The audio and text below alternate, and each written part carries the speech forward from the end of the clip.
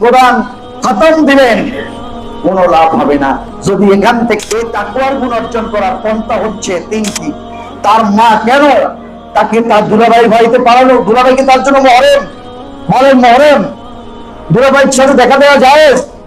ওরে কথা বলেন, আমি বুঝি তো ভয়ে কথা বলছেন না, আপনারাই সে অপরাধ করছেন।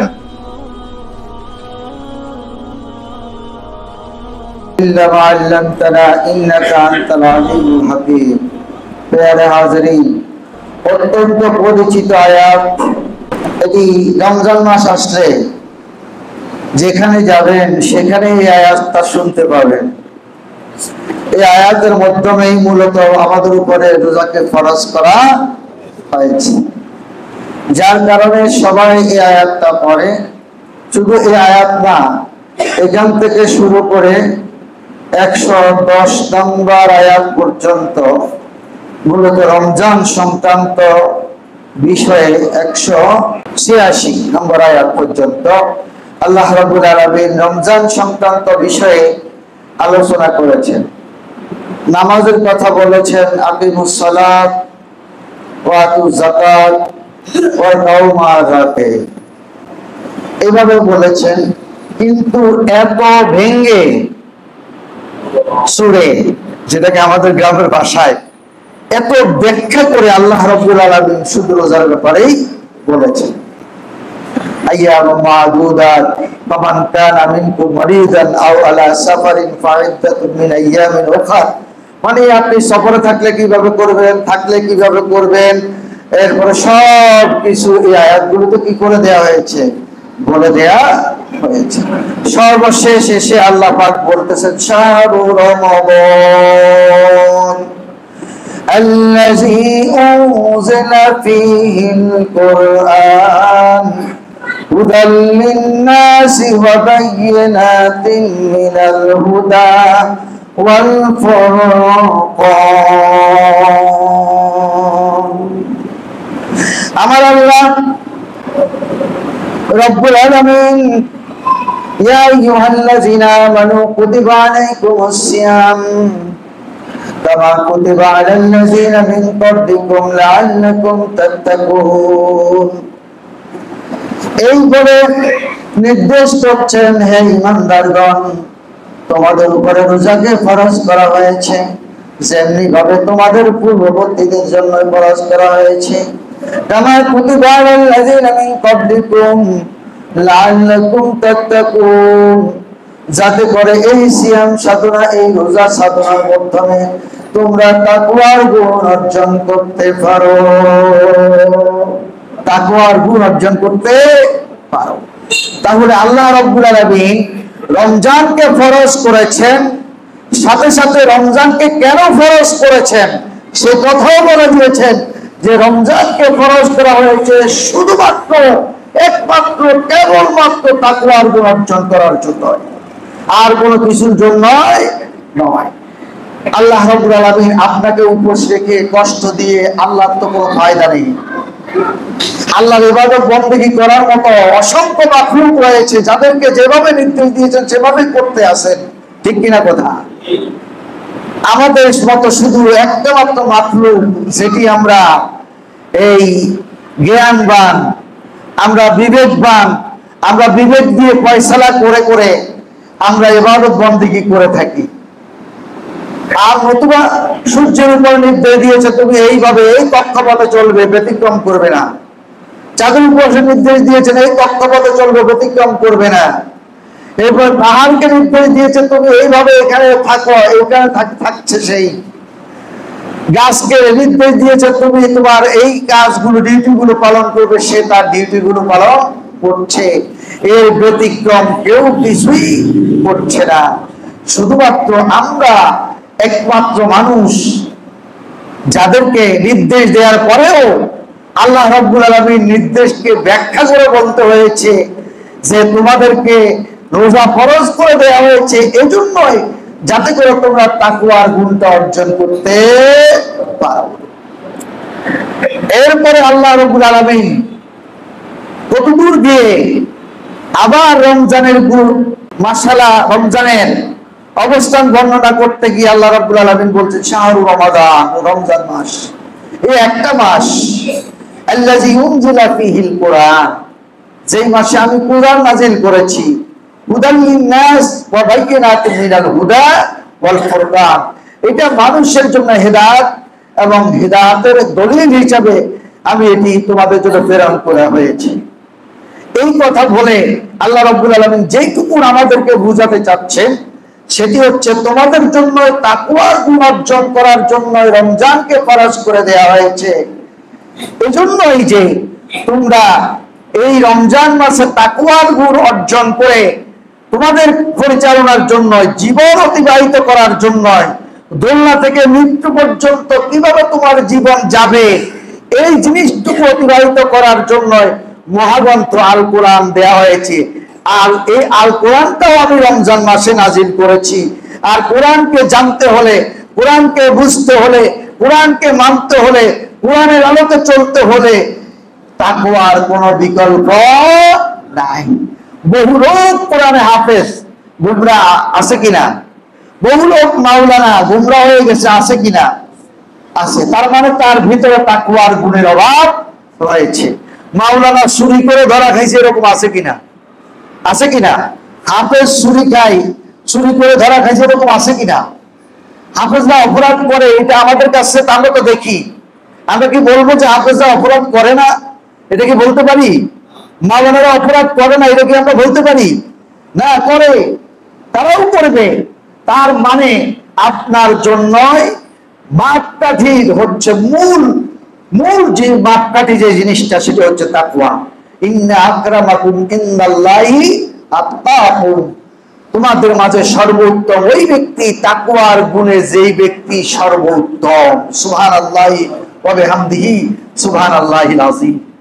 আল্লাহ রাব্বুল আলামিন এই বিষয়কে আরেকটু বলতে গিয়ে, কোরআন যে তাকওয়া ছাড়া সম্ভব নয়, কোরআনকে বুঝা তাকওয়া ছাড়া সম্ভব নয়, আল্লাহ রাব্বুল আলামিন এই বিষয়কে আরেকটু ভালোভাবে বোঝানোর জন্য কোরআন নাজিলের শুরুতেই রব্বুল আলামিন তাকওয়ার কথা বলে দিয়েছেন। কোথায়?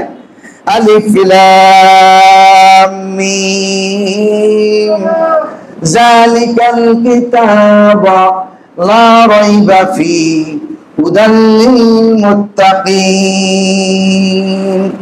আলিফ লাম মিম, বান্দারে, আলিফ লাম মিম যালিকাল কিতাব, এই কিতাব, ওই কিতাব, লা রাইবা ফীহি, এর ভিতরে কোনো সন্দেহ সংশয় নেই। বান্দারে, তোমাদের কাছে যেই কোরআন তোমরা পাচ্ছ, যেই কোরআন তোমাদের কাছে গেছে, এই কোরআন হচ্ছে ওই কোরআন যেই কোরআন লাউহে মাহফুজে সংরক্ষিত আছে। বাল হুয়া কুরআনুম মাজিদ ফি লাউহিম মাহফুজ, ওই কোরআন, এটি তো লাউহে মাহফুজে সংরক্ষিত।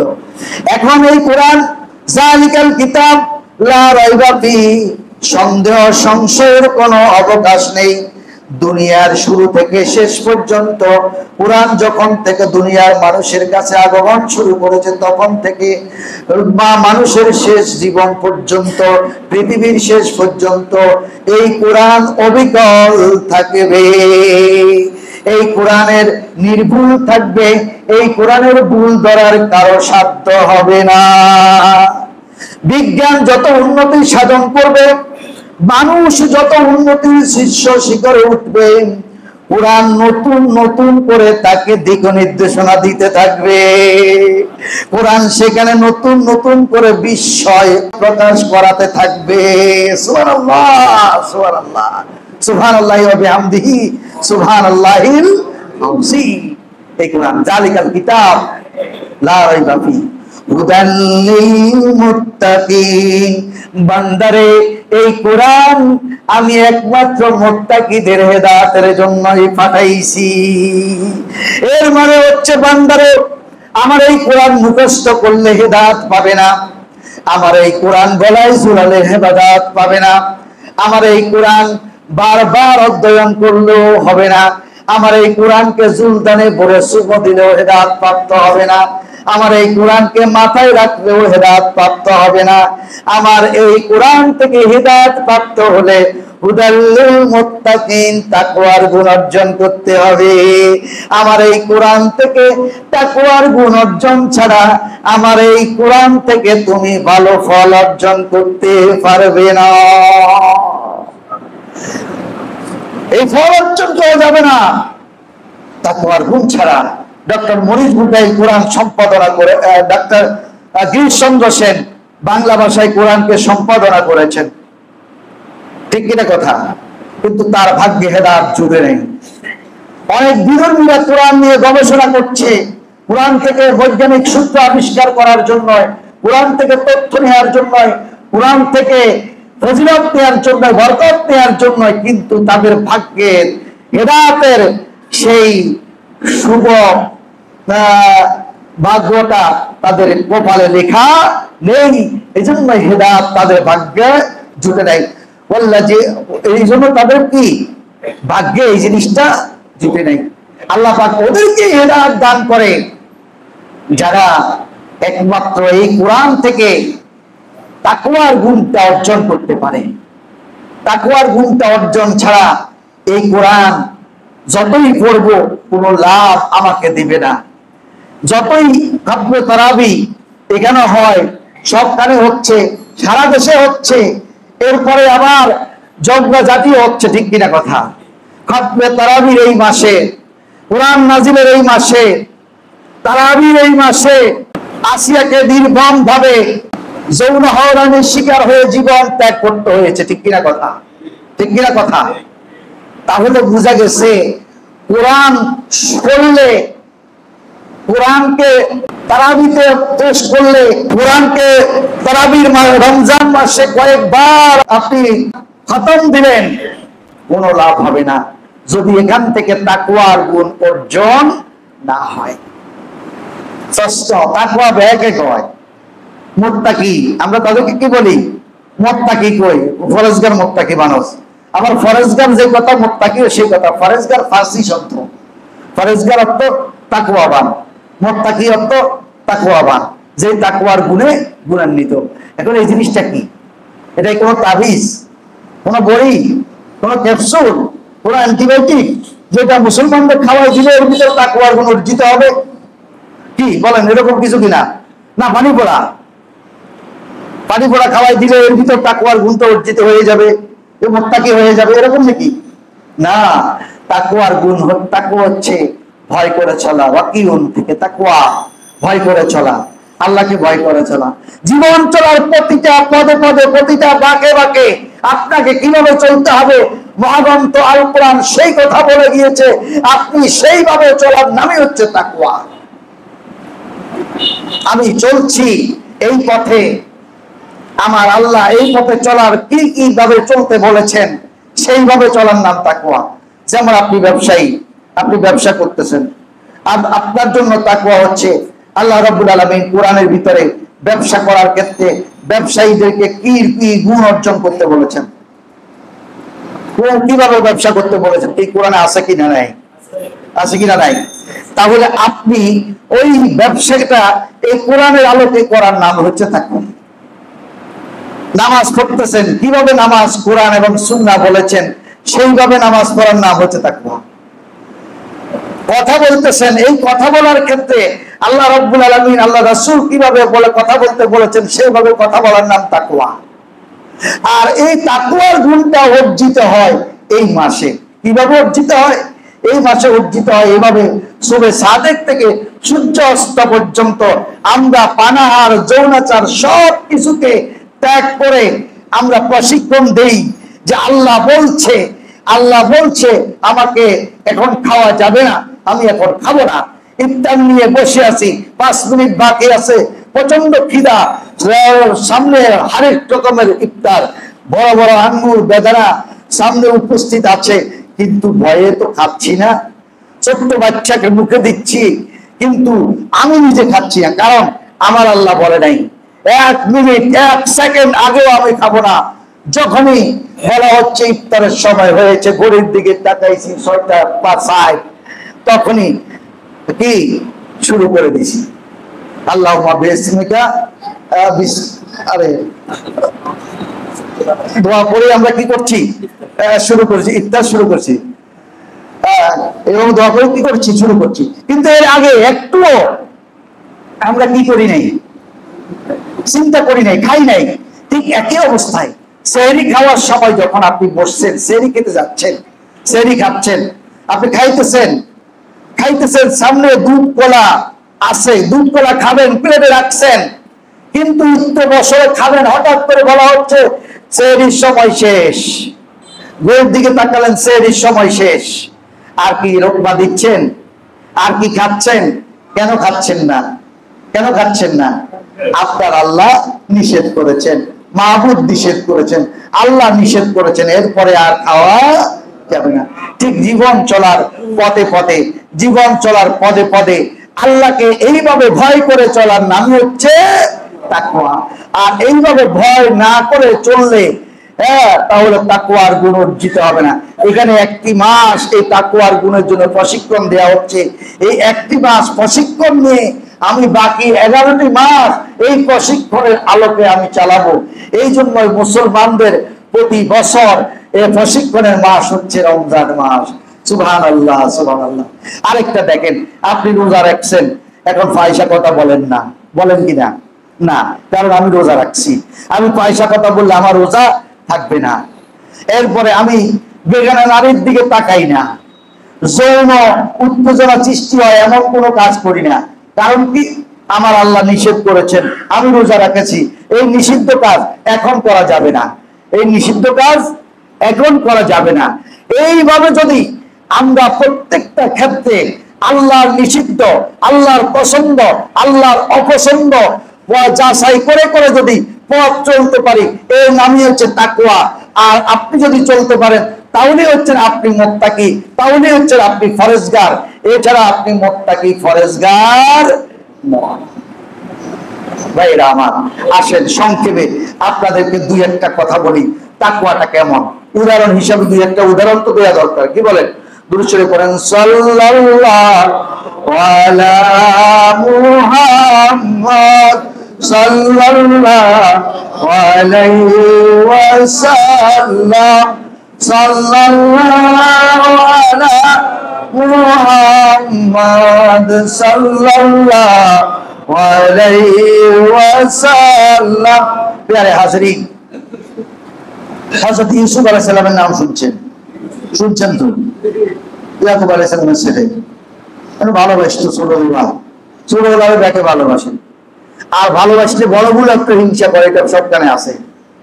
আল্লাহ পাক আমাকে 3টা নেয়ামত দিয়েছে, 2 ছেলে 1 মেয়ে। ছোটটা ছেলে, বড়টা ছেলে, মাঝেরটা মেয়ে। এখন ছোটটার প্রতি একটু আদর থাকে। এখন প্রতিদিন যাওয়ার সময়, বাইরে থেকে যাওয়ার সময় আল্লাহ রাসূল একটা সুন্নত ছিল।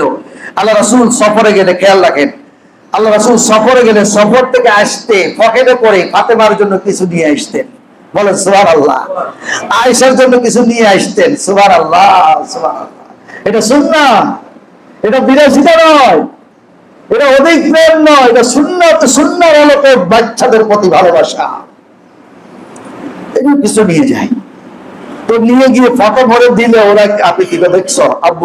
কিন্তু তোমরা, তখন আমি বলি, তোমরা যে বড় ছিলে, তোমরা যে ছোট ছিলে, তোমরা তো তোমাদেরকে তো খাওয়াইছি, ওই সময় তো ও খাইতে পারে নাই, এখন ও খাক, তোমরা খেয়েও না। কিন্তু মানতে রাজি না, তাদেরকেও খাওয়াইতে হয়। হযরত ইউসুফ আলাইহিস সালাম ছোট ছেলে ছিল, ইয়াকুব আলাইহিস সালাম বড় মহব্বত করতেন, আদর করতেন। এই আদরের কারণে হিংসায় পরিণত হয়ে গেছে তার ভাইদের। আর তার ভাই হিংসার পরিবর্তে একদিন উনি স্বপ্নে দেখেন যে চাঁদ শুরু সব এসে ওনাকে সেজদা করছেন।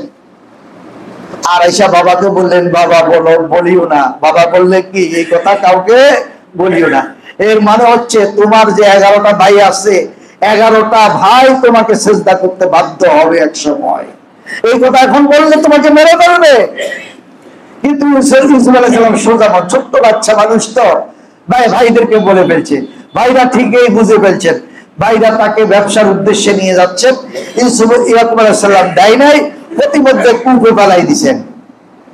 অনেক লম্বা কাহিনী, এক রাত গেলে দিন গেল শেষ হবে না, এত অল্প সময় এটি বলা যাবে না। কূপ থেকে উদ্ধার করলেন কে? আল্লাহ। সেখান থেকে বাজারে নিয়ে গেল, বিক্রি করলো কৃতদাস হিসাবে, আর সেখান থেকে চলে গেল রাজ দরবারে কৃতদাস হিসাবে। রাজ দরবারে যাওয়ার পরে এই ফুটফুটে ছেলের প্রতি রাজা রানী দুইজনই ভালোবাসায় মুগ্ধ হয়ে গেলেন। সুবহানাল্লাহি ওয়া বিহামদিহি সুবহানাল্লাহিল আযীম। আল্লাহ কূপ থেকে কোথায় উঠাইতেছেন, এরপরে হতে হতে উনি যুবক হইলেন, তরুণ হলেন। এই জন্য যুবক অবস্থায়, তরুণ অবস্থায় বুঝুন তো কি অবস্থা। এই জীবন তো আমাদের সবারই ছিল, আছে, থাকবে। হ্যাঁ, এই যৌবনে তারুণ্যদীপ্ত একজন যুবক হযরতে ইউসুফ আলাইহিস সালাম। এমনি অবস্থায় রাজরানী জুলাইখা হযরতে ইউসুফের প্রেমে পড়ে গেলেন। ইউসুফের প্রেমে পড়ে গেলে এই কথা বললে মনে হয় যেন ইউসুফ প্রেম নিবেদন করছে। না না না, ইউসুফ প্রেম নিবেদন করে নাই। ইউসুফের প্রতি আকর্ষিত হয়েছেন। আকর্ষিত হয়ে ইউসুফকে কাছে পাওয়ার জন্য যত রকমের ছলনা করা দরকার, মেয়ের রূপী চলনা সবগুলোই উপস্থাপন করেছেন হযরত ইউসুফের সামনে। কিন্তু কোন রূপেই হযরত ইউসুফকে তলাতে পারেন না, কারণ আল্লাহ রাব্বুল আলামিন ইউসুফের ভিতরে তাকওয়ার গুণ ঢুকিয়ে দিয়েছেন, আল্লাহ ভীতি ঢুকিয়ে দিয়েছেন। এরপরে হযরত ইউসুফ আলাইহিস সালামকে পাওয়ার জন্য নিভৃতে জুলেখা খাস কামরায় নিয়ে গেলেন। বাইর থেকে সবগুলো দরজা বন্ধ করে দেওয়া হলো, তালাক কে দেওয়া হলো। খাস কামরায় নিয়ে গিয়ে বলল, ইউসুফ আজকে তোমার আর নিস্তার নাই, তুমি আজকে আমাকে ভোগ করতেই হবে, তুমি আমার সাথে আজকে প্রেম বিনোদন করতে হবে। হযরত ইউসুফ আলাইহিস সালাম এই তার ডাকে সাড়া না দিয়ে আল্লাহর উপর ভরসা করে ভাবলেন, আল্লাহ বলছে ওয়াল্লাযীনা জাহাদু ফিনা লানাহদিয়ান্নাহুম সুবুলানা, যারা আল্লাহর পথে চলে আল্লাহ তাদেরকে পথ বের করে দেয়। সুবহানাল্লাহ। এভাবে হযরত ইউসুফ আলাইহিস সালাম বললেন যে এই কামরাতে কেউ দেখছে না, দেখছে কে? আল্লাহ। আর হযরত ইউসুফ আলাইহিস সালাম জানে এই যে কামরা আছে, এই কামরাতে আল্লাহ দেখছেন, আর এই পুরো কামরা সাক্ষ্য হিসাবে থাকবে। আপনি মনে করছেন ইট দেওয়াল এর কামরা? না, ইট দেওয়ালের কামরা না, ইটের দেওয়াল না। এই ইটের দেওয়ালে সেই সময় চোখ খুলে হয়ে যাবে, মুখ হয়ে যাবে, ইটের দেওয়াল সাক্ষ্য দিতে থাকবে আপনি এই অপরাধ করেছেন। এই ভেবে হযরতে ইউসুফ আলাইহিস সালাম দৌড় দিলেন, জুলেখা পিছন দিয়ে ধরলেন, জামা ছিঁড়ে গেল। এরপরে দরজা এক এক করে সবগুলো দরজা খুলে গেল। ইউসুফ আলাইহিস সালাম নিষ্পাপ হিসাবে বেরিয়ে গেলেন। সুবহানাল্লাহি ওয়া বিহামদিহি সুবহানাল্লাহিল আযীম।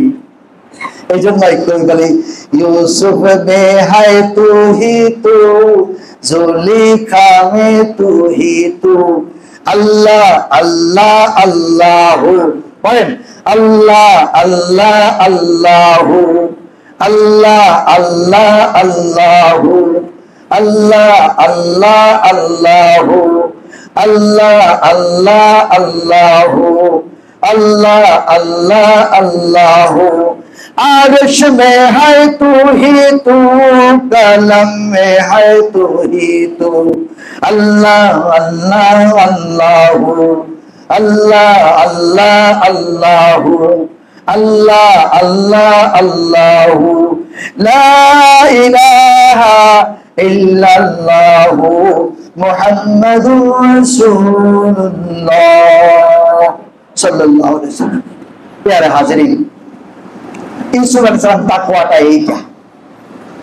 আপনি নিভৃতে পাওয়ার পরেও আল্লাহকে ভয় করে, জানে দরজাগুলো বন্ধ, জুলেখা ছাড়া আর কেউ নাই, কিন্তু তার মাঠে আছে কে? কেউ নাই, আছে কে? কেউ দেখে না, দেখে কে? কেউ জানে না, জানে কে? আল্লাহ। এই ভয়টুকু হৃদয়ের ভিতরে রেখে ইউসুফ, আর কেউ সাহায্য করে না, সাহায্য করে কে? আল্লাহ। কেউ পারে না, পারে কে? আল্লাহ। সেই পারা দেখিয়ে দিয়েছেন। ইউসুফ আলাইহিস সালাম বেরিয়ে গেলেন, দরজাগুলো আল্লাহর কুদরতে খুলে গেল, ইউসুফ বেরিয়ে গেলেন নিষ্পাপ। এই জন্যই আমরা দোয়া করি, আল্লাহ আমাদের দেশের যুবকদেরকে হযরত ইউসুফের চরিত্রে চরিত্রবান করে দাও। আমরা সবাই বলি আমিন। এটি হচ্ছে তাকওয়া। তাকওয়া হচ্ছে এরকম। এরপর তাকওয়া কিরকম? হযরত ওমর রাদিয়াল্লাহু তাআলা আনহু আপনারা জানেন যে উনি রাতের বেলা হেঁটে হেঁটে জনপ্রজাদেরকে দেখতেন। আজকে তো প্রজাদেরকে দেখার মতো কেউ নাই, প্রজাদেরকে এখন আর কেউ দেখে না, দেখবার অবস্থাও নাই, দেখবার অবস্থাও নাই। হযরত ওমর রাদিয়াল্লাহু তাআলা আমল থেকেই শুরু হয়ে গেছে না দেখা। ওমর দেখছেন, এরপরে ওমরকে তো আততায়ীত হামলা করলেন। পরবর্তী তিনজন, শুধু আবু বকর ছাড়া তিনজন খুলাফায়ে রাশিদিনে শহীদ হয়েছেন। সুবহানাল্লাহ, সুবহানাল্লাহ, তিনজনে শহীদ হয়েছে। তাহলে এখন নিরাপত্তাজনিত কারণে পারা যায় না, কিন্তু তখন অর্ধ জাহানের খলিফা হযরত ওমর রাদিয়াল্লাহু তাআলা আনহু হেঁটে হেঁটে ঘুরে ঘুরে দেখতেন, রাতে হাঁটতেন, দেখতেন প্রজাদের কি অবস্থা। হঠাৎ করে ঘুরে ঘুরে একটা তাঁবুর পাশ দিয়ে যাচ্ছেন, তাঁবুর ভিতরে পিক পিক করে আওয়াজ হচ্ছে। তিনি কান পেতে শুনলেন, কান পেতে শুনছেন যে মা তার মেয়েকে বলছে, ওগো তাড়াতাড়ি উঠো, দুধ দহন করতে হবে, পানি মিশাতে হবে, এরপরে বাজারে নিতে হবে। মেয়ে বলছে, মা এই কাজ তো করা যাবে না, হযরত ওমর আইন জারি করছে, এই কাজ যারা করবে তাদের বিচার হবে শক্ত। যা, তোর ওমর কি এই ঘরের ভিতরে আছে কিনা? মেয়ে বলতেছে, মা গো ওমর এই ঘরে নাই, ওমরের আল্লাহ তো এই ঘরে আছে। সুবহানাল্লাহ, সুবহানাল্লাহ। এর নাম তাকওয়া, এর নাম কি? তাকওয়া। হযরত ওমর বাড়ি চলে গেলেন, যাই আব্দুল্লাহ ইবনে ওমরকে বললেন, আব্দুল্লাহ ইবনে ওমরকে বললেন, আব্দুল্লাহ ইবনে ওমর আমি তোমার জন্য পাত্রী ঠিক করছি। কি বাবা? আমি তোমার জন্য পাত্রী ঠিক করছি। পাত্রীর গুণটা হচ্ছে তাকওয়া। হযরত ওমর রাদিয়াল্লাহু তাআলা এই মেয়েকে তার পুত্রবধূ হিসাবে গ্রহণ করে নিলেন। সুবহানাল্লাহ, সুবহানাল্লাহ। আর সেই ঘর থেকে বংশ পরস্পরা ওমর ইবনে আব্দুল আজিজ, যাকে দ্বিতীয় ওমর বলা হয়, ওমর ইবনে আব্দুল আজিজ তৈরি হয়েছে। সুবহানাল্লাহি ওয়া বিহামদিহি, সুবহানাল্লাহিল আযীম। এই তাকওয়া। আজকে বিয়ে শাদীতে আমরা তাকওয়া দেখি না, আজকে বিয়ে শাদীতে আমরা রং ঢং দেখি, যার কারণে তাকওয়া ঘরগুলো থেকে বের হয় না। কথা কি ঠিক আছে কিনা? এই তাকওয়ার গুণ আমাদের ভিতরে না থাকার কারণে আজকে আমাদের এই পরাজয়, এই অবস্থা। আল্লাহ রাব্বুল আলামিন আমাদেরকে তাকওয়ার গুণে গুণান্বিত হওয়ার তৌফিক দান করুন। প্রিয় ভাইয়েরা, আপনাদেরকে আরেকটা কথা বলি, এখনো আমাদের 10 মিনিট সময় আছে, আমরা 5-10 মিনিট কথা বলি। প্রিয় ভাইয়েরা, আমরা এই তাকওয়ার গুণ আমাদেরকে অর্জন করতে হবে।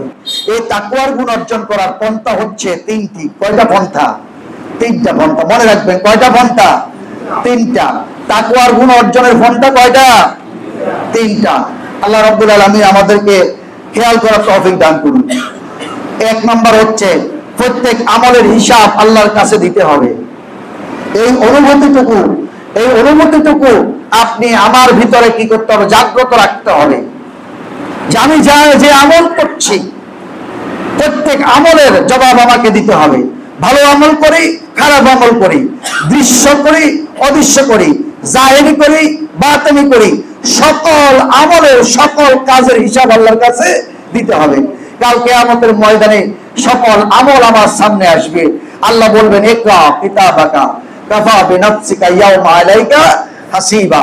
ইকরা কিতাবাকা, কি বলেন আবু সাহেব আসেনি? ইকরা কিতাবাকা, পড়ো তোমার কিতাব, আমলনামা পড়ো।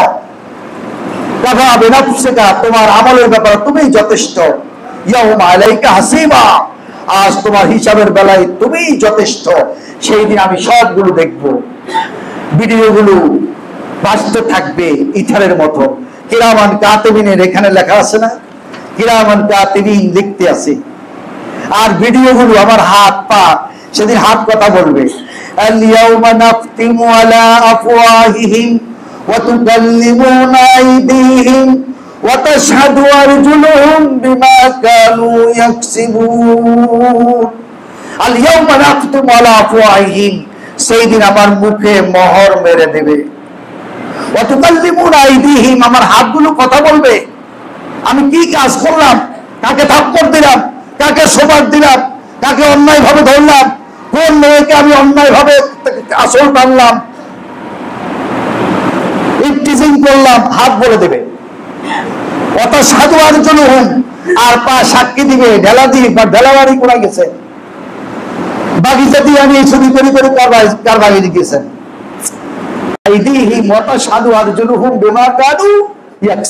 যা কিছু তুমি অর্জন করেছ, এই সব কিছুর ভিডিও আল্লাহ রাব্বুল আলামিন করে দিবেন। আরেকটা ভিডিও হচ্ছে ওই গুনাহ যেই জায়গায় সংগঠিত হচ্ছে, ইবাদত যেই জায়গায় সংগঠিত হচ্ছে, আপনি নামাজ পড়তেছেন, এটি ইবাদতের জায়গা, ঠিক কিনা?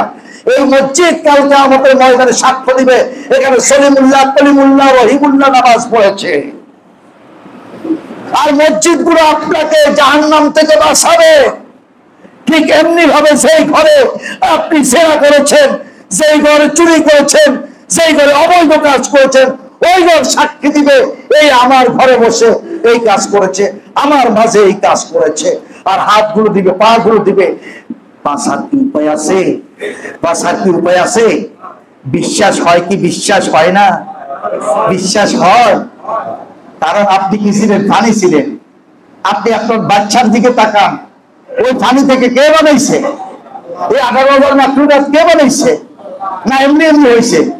যে আল্লাহ এই সব কিছু করতে পারছে, সেই আল্লাহ আপনাকে ওই ধুলায় মলি মিশে দেওয়া, মাটির সাথে মিশে দেওয়া থেকে, সেই মাটি থেকে, উচ্ছ্বাস থেকে আবার আপনাকে তৈরি করে আপনার ভিতরে রূপ ঢুকে আপনাকে আবার শাস্তি এবং জবাবদিহি মুখোমুখি করবে।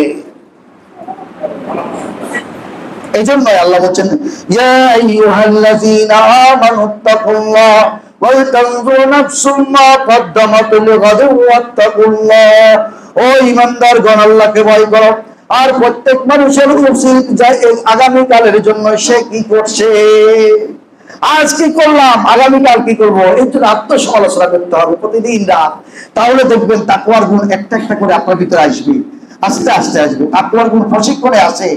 তাকওয়ার গুণ যদি ফু দিয়ে আসতো তাহলে নবী সাল্লাল্লাহু আলাইহি ওয়াসাল্লাম যুদ্ধ করা লাগতো না। তাকওয়ার যদি ফু দিয়ে আসতো নবী সাল্লাল্লাহু আলাইহি ওয়াসাল্লাম 23 বছর অক্লান্ত পরিশ্রম করা লাগতো না, ঠিক কিনা কথা? তাকওয়ার গুণ পরিশ্রম করে করে আনতে হবে, আমল করে করে আনতে হবে, প্র্যাকটিস করে করে আনতে হবে, প্রশিক্ষণ দিয়ে দিয়ে তাকওয়ার গুণ আমার আপনার ভিতরে প্রবেশ করাতে হবে। এছাড়া আমরা কি হতে পারবো না, প্রকৃত মুত্তাকি হতে পারবো না। দ্বিতীয়, ওয়াত্তাকুল্লাহ ইন্নাল্লাহা খাবীরুম বিমা তা'মালুন। ওয়াত্তাকুল্লাহ, আল্লাহকে ভয় করো। ইন্নাল্লাহা খাবীরুম বিমা তা'মালুন, নিশ্চয় তোমরা যা কিছু করছো সব কিছু আল্লাহ দেখছেন। আপনি যা কিছু করছেন সব কিছু দেখছেন। রাতের আধারে করুন, দিনে করুন, যেখানে করুন, কেউ নাই, ঘরে একা একা করছেন, সেও আল্লাহ দেখছেন। সেও কি দেখছেন? আল্লাহ দেখছেন। এই ভয় দিনের ভিতরে জাগ্রত করতে হবে। আপনি মাদ্রাসার প্রিন্সিপাল, আপনি ব্যবসায় করতেছেন, ঢাকা গেছেন, আমার কথা ধরেন, আমি প্রিন্সিপাল ঢাকা গেছি, সেখান থেকে আসছি, মাদ্রাসার খরচ যা হচ্ছে তা লিখতে হবে, বরঞ্চ বাঁচিয়ে বাঁচিয়ে লিখতে হবে। যেই খরচগুলো না করলে নয়, যেগুলো আপনি করে ফেলছেন অতিরিক্ত, এগুলো ব্যবসায় আনা যাবে না। কেউ দেখে না, দেখবে কে?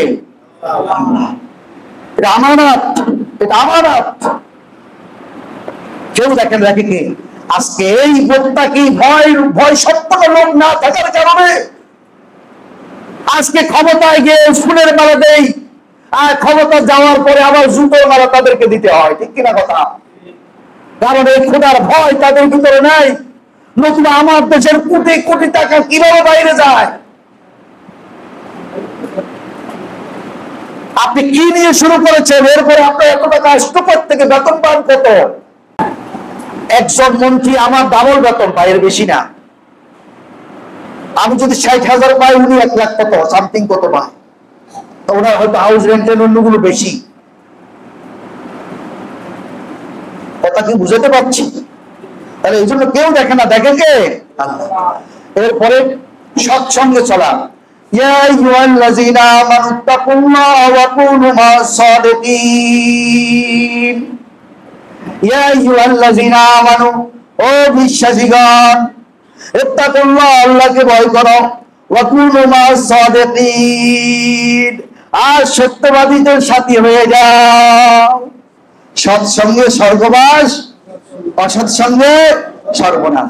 শেখ সাদি বলেছিলেন, সহবতে সালে তুরা সালে কুনাদ, সহবতে তালে তুরা তালে কুনাদ। সৎসঙ্গে স্বর্গবাস, অসৎ সঙ্গে সর্বনাশ। শেখ সাদী এই গানটা লিখতেছে ওই সময় একদিন গোসলখানায় ওনার বন্ধু গোসল করতেছে, গোসলখানা থেকে এক টুকরা মাটি শেখ সাদীকে দিলেন, যে বলে যে শেখ সাদী এই মাটি থেকে গন্ধ কেন? শেখ সাদী আশ্চর্য হয়ে গেলেন, মাটি থেকে গন্ধ আসবে কেন? আল্লাহওয়ালা মানুষ মাটিকে জিজ্ঞেস করে, মাটিকে তোর থেকে গন্ধ আসে কা, সুগন্ধ আসে কেন? তো আমার থেকে সুগন্ধ আসে এই জন্যই, আমি সাধারণ কোনো মাটি নয়, আমি হচ্ছি গোলাপ বাগানের মাটি। সুবহানাল্লাহ, গোলাপ বাগানের মাটি। গোলাপ ফুল ঝরে ঝরে আমার উপরে পড়তো, গোলাপ নিঃশ্বাস আমি গ্রহণ করেছি, গোলাপের নিঃশ্বাসে আমি সুগন্ধি হয়ে গেছি। সুবহানাল্লাহ, সুবহানাল্লাহ। সংক্ষেপে একেবারে সাধারণ কথা, কামারের দোকানের পাশে দিয়ে যান, গন্ধ পাবেন কিনা? টয়লেটের পাশে দিয়ে যান, গন্ধ পাবেন কিনা? পাবেন কিনা? প্রক্ষান্তরে আতর দোকানের পাশে দিয়ে যান, আতর কিনলেন না, সুগন্ধিত পাবেন, সুগন্ধিত পাবেন। এরপরে আপনি রেস্টুরেন্টের সামনে দিয়ে যান, খাইলেন না, কিন্তু খানার গন্ধ ওখান থেকে কি হবে? বের হবে। এখন বুঝে নেন, আপনি যেরকম মানুষের সাথে চলবেন, যেরকম ফেরত আপনার হবে, আপনার থেকে ওই রকম সুগন্ধি বের হবে, এর ব্যতিক্রম নয় প্রিয় ভাইয়েরা। তো সুতরাং আমরা সৎসঙ্গে চলবো এবং অসৎ সঙ্গ ত্যাগ করবো। আল্লাহ আমাদেরকে তৌফিক দান করুন। পরিশেষে 1 মিনিট সময় বেশি নিয়ে আপনাদের সাথে কথা বলতে চাই একটা বিষয়। এই কোরআন আমাদেরকে মুক্তির জন্য, এই কোরআন মানবতার জন্য, এই কোরআন মানুষের কল্যাণের জন্য, কিন্তু অত্যন্ত পরিতাপের বিষয় আজকে ওই কোরআনকে না মানার কারণে আমরা পদে পদে লাঞ্ছিত, বঞ্চিত, অবমানিত। আর এই কোরআন না মানার অপরাধের কারণে আজকে অবুঝ সন্তানগুলো, নিষ্পাপ মানুষগুলো আজকে অকালে ঝরে পড়ছে। এই যে সম্পত্তি ঘটে গেল, গতকালকে জানাজা হলো যে আসিয়া, এই মেয়েটার অপরাধ কি ছিল? অপরাধ একটাই ছিল, তার পূর্ব তার বাবা মা তাকে কোরআনের আলোকে পরিচালিত করে নাই। সেটি কেমন? এই রমজান মাসের একটি শিক্ষা গ্রহণ করুন, ঘরে ঘরে আসিয়া হয়ে যাবে, ঘরে ঘরে আজকে জিহাদ তৈরি হবে, ঘরে ঘরে লম্পট তৈরি হবে যদি কোরআন আপনি না মানেন। কারণ আল্লাহ বলেছেন মেয়েদেরকে নির্ধারিত ব্যক্তি ছাড়া অন্যদেরকে দেখা দেওয়া যাবে না।